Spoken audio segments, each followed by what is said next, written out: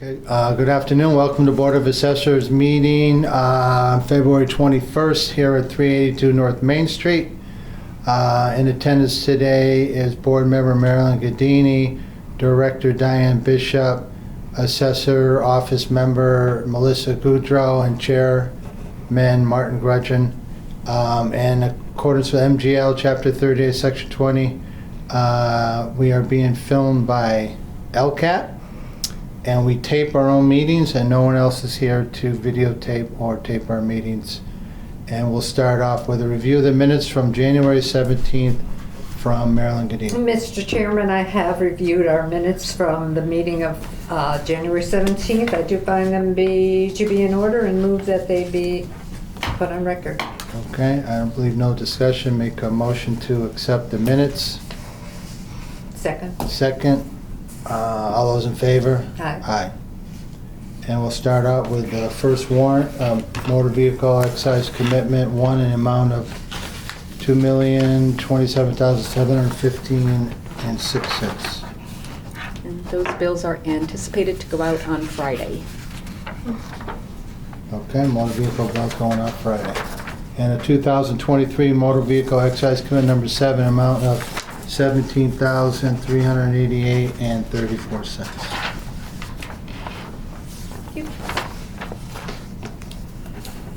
And we have a supplemental fiscal 24 supplemental tax warrant amount of $24,473.21. So what is this for? That is for any property who received their occupancy certificate and their property was only being partially assessed. These bills will take them through to the end of the fiscal year. Okay. They're anticipated to go out February 26th and due by March 27th. And based on that amount, the supplemental CPA surcharge warrant amount of $240.37, 1%.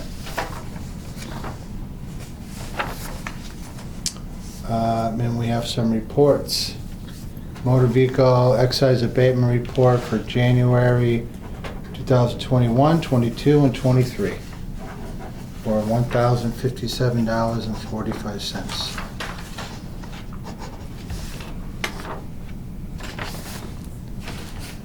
And fiscal 24 real estate abatement for January of $4,655.39 with CPA of $46.55. That was for 3 properties, correct? Mm-hmm. We hear back on any of those? Did they get their notice on that? Yep. Okay. Yep. Fiscal 24 income and expense penalty abatements for January of $500. And we did What keep, is this for? these were the people who, one was erroneously charged for an I&E. Okay. They submitted it and the other person passed away prior to us even sending the notice out. We do keep these separate because we do not have to charge this to the overlay account because it is a fee, it's not part of real estate valuation. Okay. So that's not, I didn't sign anything for that. That's not this form.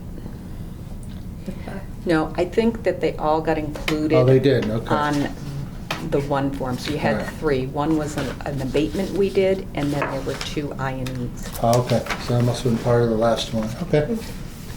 Sorry about that. Fiscal 24 real estate exemption for January of $10,672 and 66 cents, and a CPA of $88.19 for our veterans and etc. Just doesn't want And a to. notice accountant for some of that stuff. $2,069,817.08. There you go, that one. And now the LA 3 sales.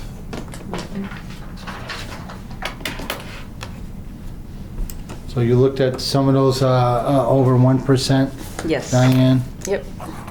I have like the 4th one down. It was a Fourth sold one as down. is. It was had to be sold by probate. Water in the basement. That was really bad one. buyer to do their due diligence, and it was a cash sale. And same with 1.23. Right, that originally started at 325, and then within days dropped to 279. Yep. They also had the facilitator or other agent comp drop from 6% to 4%, and then the next day 4% to 0%. And then it was under agreement for cash in 9 days. Anything you have to change on the condition of the field card eventually? I don't have anything that I can change. We had the card in pretty average condition. I did see the MLS pictures and it was dated.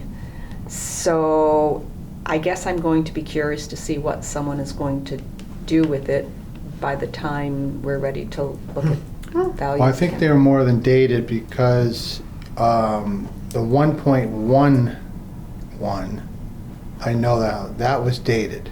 Yep. Not like, what I'm saying, I think the other two are far worse condition than the Parker Street one. Mm-hmm. That one was just dated, Yeah. not falling apart, just never updated in 40, 50 years. And the other Parker Street one. It really was. I Yeah. saw that when it Yeah, was, yeah. The other Parker Street one, the first one that we were talking about, we were speaking with the gentleman quite a bit, and he was telling us that he had a major water issue in Yeah. the basement. He mentioned, I don't have any, Right, that's what I'm saying, I don't, but you looked at the card, so you're okay with the condition. mhm, We don't want to rate them an A or anything, they're good No. sales. yeah. Okay? So this one was closer going towards Springfield. I know this Which one one? is, the 1.23. 123? Yeah. That is, That's actually, I'm sorry. That's near 1.23. Meadowbrook. Okay. Is there two 1.23s? The 1.23 So it's going the other way is- because I know this one is the corner of my street. oh yeah, I'm mixing them up. So, The 1 point. Where'd it go? 2.3 is more towards The rural lane. 1.1 is in the corner of my street. all right, so I'm mixing up, the 1.23 is just dated, Date. But is it So- going towards Springfield? near rural, near Pilgrim Road. Okay. Pilgrim All Road entrance. Yeah. That's really dated. And the 1.1 was in, Weird. yeah, Weird floor plan. And dated. And it has an old well Hmm? under the floor in the living room. That's what the listing said. Is that what? The listing said there's an old well under the floor in the living room. Really? On the 1.1? Mm-hmm. Wow. and the .77 is just pretty wild sale. Yeah, they took the typical home and they flipped it. They remodeled it. Okay. And that was- Yeah, no, I don't agree with that. You I was in the house, and they added on, but the kitchen was average.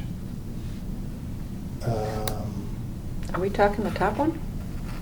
I'm talking, no, I'm Oh. talking Oh, the .77 one, Parker the other Street. 77 one. Parker Street. I'm sorry. Yeah, the top one was flipped also. Right. God, there were 3 on Parker Street. Yeah, the .77 Parker was just, they got a lot of money for that sale, so I don't know what you're gonna do about that. Wow. Yeah, the first one was flipped. Wow. Well, the very first one, we didn't have it in the condition that they sold it in. No, So- yeah, it's in mint condition now. Yeah, so it will be updated and Yeah. it will be closer to, but still nowhere near the sale price. But then the sales that we're looking at for last year Mhm. will have an impact on this upcoming year's values. Okay, any other questions on that, Marilyn? Nope. Okay. Building permits, One new condo. Those are the least sales I've seen. And half, almost, not half, but almost a good portion were private. just. Well, that is a trend, which I Name see out change. there. When you say, hey, I'm thinking of selling my house, and the neighbor says, hang on, my son would like to buy your house. Mhm. See that in Springfield, I see it everywhere. Yeah. I do a lot of private appraisals, Yeah. and that happened 3 in a row for me. Yeah, As soon as you talk to neighbor, they hang on, and there's gonna be one big one coming just like that in March for a lot of money. The neighbor said, hang on, and a neighbor buying it. So- wow. So permits is 1 new home. Yeah. Is that 2 for the year or the first one? This is January's permit. Oh, January, that's right. So, Okay. yeah, it's the first one. Is it this one? Is this one the new one? The condo. Yeah. Yeah.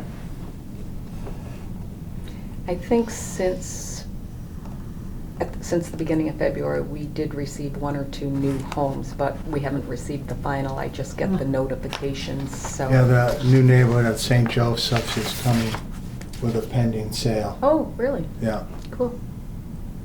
Where's that? Off of St. Joseph Drive. They, off of St. Joseph. Yeah. It's Not a Jeffrey. dead end? Jeffrey Lane. Jeffrey Lane.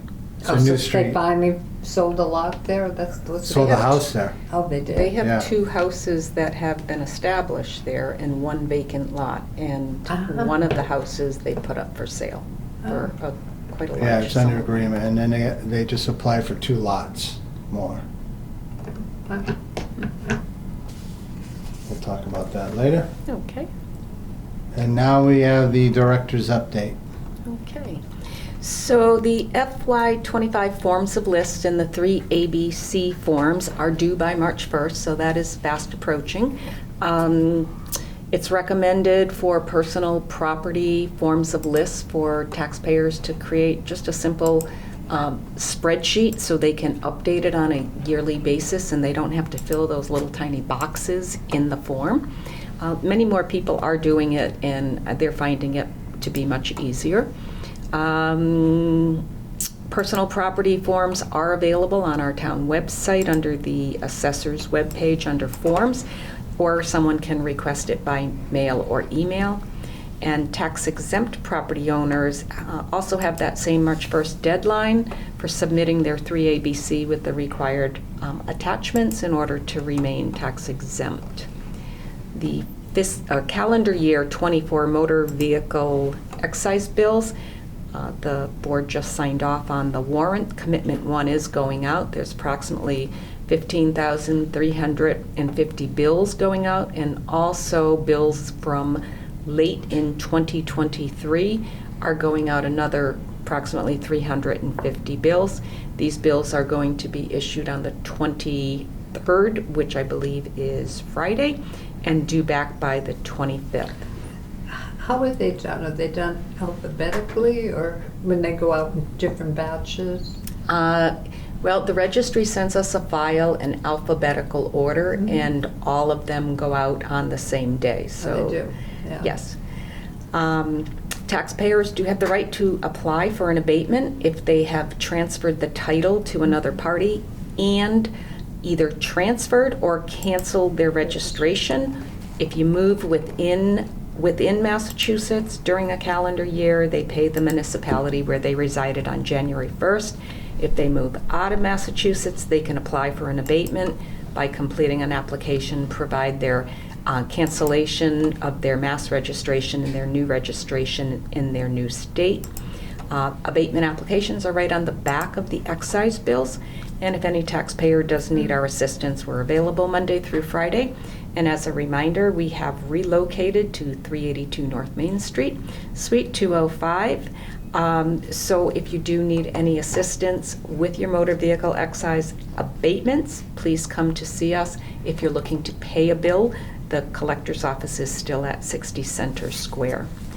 And the RE real estate statutory exemptions, the deadline to file is April 1st of this year. A courtesy letter has been sent out at the end of last week to remind people that they only have the short period of time of like 5 more weeks to apply, and these letters, courtesy letters, went out to anyone who received an exemption last year and may have forgotten to reapply this year. The letters did go out, I think Melissa said Thursday or Friday, and we were closed yesterday, and we received 5 today. So once they get reminded, we start seeing the traffic building back up for them to get their discounts. So with that said, that's what I have. All right, great. Thanks for that, Diane. You're welcome. I believe that's it for open session. Our next meeting will be March 27th. And make a motion to go into executive session to discuss motor vehicle excise and boat abatements, statutory exemption applications, real estate abatements, and an ATB update. And we'll only return to record our votes. Take a roll call vote. Marilyn Gadini? Yes. Martin Grudgeon, yes.